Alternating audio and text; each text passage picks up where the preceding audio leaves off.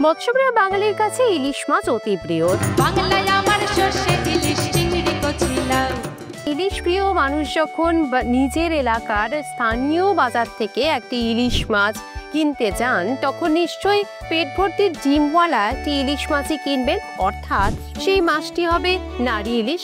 সেক্ষেত্রে দেখতে গেলে ইলিশের মরশুমে আক্ষরিক অর্থেই দেশের কোণে কোণে প্রতিটি বাজারে উপচে পড়ে নারী ইলিশে।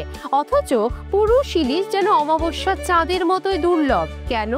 কখনো কি ভেবে দেখেছেন নোনা জলের একটি মাছ কেন মিষ্টি জলে আসে তার বংশবিস্তার করতে? অন্যদিকে মৎস্যজীবীদের জালে সবচেয়ে বেশি নারী ইলিশই কেন ধরা পড়ে আর পুরুষ ইলিশ প্রায় অমিল থাকে? তার রহস্য কি? প্রশ্নগুলো অবশ্যই আপনার কাছে উদ্ভট মনে হতে পারে, কিন্তু আজ এই ভিডিওতে ইলিশের একাধিক রহস্য নিয়ে আমরা কথা বলবো। মৎস্য বিশেষজ্ঞদের মত অনুযায়ী অক্টোবর মাসকে মূলত ইলিশের প্রধান প্রজনন মাস বলে ধরা হয়। তখন প্রায় সমপরিমাণ নারী ও পুরুষ ইলিশই নদীর উজান পেরিয়ে আসে মিঠা জলে। কিন্তু নারী ও পুরুষ ইলিশ একত্রে মিষ্টি জলে আসলেও মৎস্যজীবীদের জালে বেশিরভাগই ধরা পড়ে নারী ইলিশ। তাহলে এই পুরুষ ইলিশটা সব যায় কোথায়? কিভাবে তারা লোকচক্ষুর অন্তরালে উধাও হয়ে যায়? প্রসঙ্গত সারা বিশ্বে যে পরিমাণ ইলিশ উৎপন্ন হয় তার 97% বাংলাদেশে উৎপন্ন হয়। ইলিশ উৎপাদনে দ্বিতীয় স্থানে মায়ানমার এবং তৃতীয় স্থানে ভারত রয়েছে। বাংলাদেশের একমাত্র কূটনৈতিক মাছ ইলিশের বংশবৃদ্ধি ও টিকে থাকার জন্য বঙ্গোপসাগর ও তার সংলগ্ন নদীর মোহনা খুবই আদর্শ। ইলিশ ছাড়াও স্যামন, রকফিসের মতো একাধিক মাছ আছে যারা একই স্থানে নোনা ও মিষ্টি জলে বসবাস করতে পারে। এইসব মাছ মিষ্টি জলে জন্মগ্রহণ করলেও জন্ম নেওয়ার পর সাগরে চলে যায়, আবার ডিম পাড়ার সময় হলেই মিষ্টি জলে ফিরে আসে। এই ধরনের মাছকে বলা হয় অ্যান্ড্রোমাস ফিশ। মিষ্টি জলে ইলিশের ডিম পাড়ার আবার বেশ কিছু কারণ আছে। প্রথমত, ইলিশ মাছেরা ডিম পাড়ার জন্য এমন নিরাপদ আশ্রয় খুঁজে নেয় যা শিকারী মাছেদের হাত থেকে ডিমগুলিকে রক্ষা করতে পারে। সাগরে থাকাকালীন ইলিশের একাধিক শত্রু থাকলেও নদীতে আসার পর ইলিশের একটাই শত্রু, মানুষ। এছাড়াও ইলিশ যেহেতু দল বেঁধে চলাচল করে, তাই এক জায়গায় অক্সিজেনের ঘনমাত্রা কম হলে ইলিশের ঝাঁক সেই স্থান ত্যাগ করে। তাই তারা ভরপুর অক্সিজেন যেখানে আছে সেই স্থান খুঁজে নেয়। নদীতে ইলিশের জন্য পর্যাপ্ত পরিমাণ খাবার থাকলেও ইলিশের স্বাদ অনেকটাই নির্ভর করে এরা কী ধরনের খাবার খায় তার উপর। নদীতে থাকাকালীন পর্যাপ্ত পরিমাণে খাবার খাওয়ায় ইলিশের চর্বি অনেকটাই বেড়ে যায়। এজন্যই নদীর ইলিশ ও সাগরে ইলিশের মধ্যে স্বাদের তফাৎ থাকে। এই একই কারণে পুরুষ ও মহিলা ইলিশের স্বাদ ও গন্ধে পার্থক্য দেখা যায়। ডিম ছাড়ার আগে মেয়ে ইলিশটা প্রচুর পরিমাণে খাবার খায়, যে কারণে নারী ইলিশের মধ্যে চর্বির পরিমাণ বেশি থাকে। ইলিশের একটি দলে নারী পুরুষের সংখ্যা কাছাকাছি থাকলেও কিন্তু জেলেদের জালে নারী ইলিশ বেশি ধরা পড়ে, কিন্তু পুরুষ ইলিশ কোনো এক রহস্যময় কারণে ধরা ছোঁয়ার বাইরে থেকে যায়। গবেষকদের মতে প্রজননের সময় একটি ইলিশের ঝাঁকে প্রায় 45% পুরুষ এবং 55% নারী ইলিশ থাকে। এখন প্রশ্ন, তাহলে পুরুষ ইলিশটা ধরা পড়ে না কেন? এ নিয়ে আমরা কথা বলেছিলাম পরিবেশ কর্মী দীপক কুমার দাঁড় সঙ্গে। বাঙালি মাত্রেই শুধু ইলিশ ভক্ত তা নয়, পৃথিবীর অনেক দেশেই কিন্তু ইলিশ মাছ পাওয়া যায় এবং সেটা খুব আগ্রহের সঙ্গেই ইলিশ মাছ বিক্রি হয়। আর একটা কথা এই প্রসঙ্গে বলি, ইলিশেরই কাছাকাছি আর একটা মাছের নাম হচ্ছে স্যামন মাছ। ইউরোপে বা আমেরিকায় স্যামন মাছ খুব বিখ্যাত, সেটাও কিন্তু খুব ইলিশ গোত্রীয় এবং ইলিশের কাছাকাছি।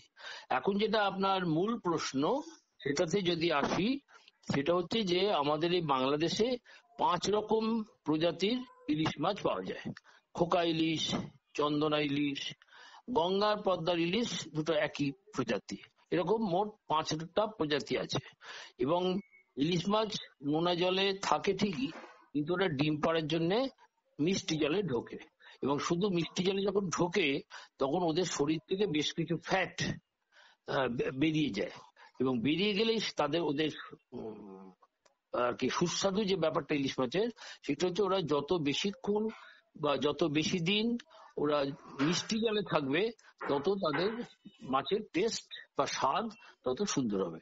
এখন আপনার এবার মূল যে প্রশ্ন, যে জালে যে ইলিশ মাছ ধরা পড়ে, আমরা ব্যবহারিক অভিজ্ঞতায় দেখেছি যে স্ত্রী ইলিশ মাছের সংখ্যাই বেশি, এটা খুবই সঠিক। পুরুষ ইলিশ মাছের সংখ্যা তুলনায় কম। স্ত্রী ইলিশ মাছের পেটটা হয় অনেকটা চওড়া, মাছের যেটাকে আমরা পেটি বলি সেটা হয় একটু বেশি চওড়া, আর পুরুষ মাছ হলে তাদের পেটিটা হয় একটু কম চওড়া। এছাড়াও আরো একটা কথা বলা যায়, ওদের মধ্যে বিজ্ঞানীরা দেখেছেন পলিগামি। পলিগামি মানে সেটা একটু বুঝিয়ে বলা দরকার, যে ধরুন একটা স্ত্রী ইলিশ মাছের পেটে 1.5 থেকে 2-2.5 লক্ষ ডিম থাকে। তো গড়ে প্রতিদিন 5 কি 10,000 করে আহ, ডিম্বাণু ছাড়ে।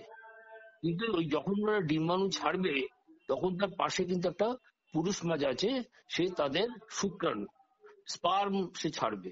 এবং জলের মধ্যে প্রকৃতিতে, জলের মধ্যে নেচার যেটাকে আমরা বলি নেচারেই সেটার ফার্টিলাইজেশন হয়ে তার আস্তে আস্তে তার থেকে ডিম্বাণু তৈরি হবে, জাইগোট ফর্ম করবে এবং সে আস্তে আস্তে ডেভেলপ করে একটা পূর্ণাঙ্গ ইলিশের দিকে চলে যাবে। তো এখন এইখানে দেখা গেছে যে আজকে একটা স্ত্রী ইলিশ মাছ যে পুরুষ মাছের সঙ্গে তার ডিম্বাণু মিলন ঘটালো, কালকে পরশু সে আবার অন্য পুরুষ সঙ্গী খুঁজে নেয় এবং সে তার সঙ্গে সে এই কাজটা করে। যাই স্ত্রী মাছ উৎপন্ন বেশি হয় এবং পুরুষ মাছ উৎপন্ন কম হয়। এই জন্য জালেও প্রকৃতিতে পুরুষ মাছ কম পাওয়া যায়, স্ত্রী মাছ বেশি পাওয়া যায়। কিন্তু বৈজ্ঞানিকরা দেখেছেন যে এর জন্য তাদের বংশ রক্ষার ক্ষেত্রে কোনো সমস্যা হয় না। এটা সংক্ষেপে। এছাড়াও এখনো অজানা অনেক কিছু আছে জলের ব্যাপার। ইলিশ মাছের যদি সঠিক বায়োলজিক্যাল ক্যারেক্টারিস্টিক্স বলতে হয় তাহলে এখনো অনেক কিছু অজানা আছে। আপাতত এইটুকু বিজ্ঞানসম্মতভাবে জানা সম্ভব হচ্ছে। আবার এর কারণ হিসেবে অনেক গবেষক মনে করেন নারী ইলিশের তুলনায় পুরুষ ইলিশ আকারে খানিকটা ছোট হওয়ায় তারা জেলেদের জাল থেকে অতি সহজে হয়তো পালিয়ে যায়। আবার অনেকে মনে করেন নারী ইলিশ পুরুষ ইলিশের তুলনায় বেশি আকর্ষণীয় এবং নারী ইলিশের গায়ে চকচকে রূপলি আভা থাকে, যে কারণে ইলিশকে রূপলি শস্য বলা যায়, যার জন্য হয়তো মার্কেটে নারী ইলিশের চাহিদা বেশি থাকে। তবে যদিও জেলেরা পুরুষ ও নারী ইলিশকে আলাদা বা তফাৎ করতে পারে না, আবার ডিম ছাড়ার পর নারী ইলিশকে খুব ক্লান্ত দেখায় এবং তারা উজ্জ্বলতাও হারায়, তখন পুরুষ ও নারী ইলিশের তফাৎ করাটা খুব কঠিন। তবে যাই হোক, ইলিশ বাঙালিদের কাছে একটি আবেগ, তা বলা বাহুল্য।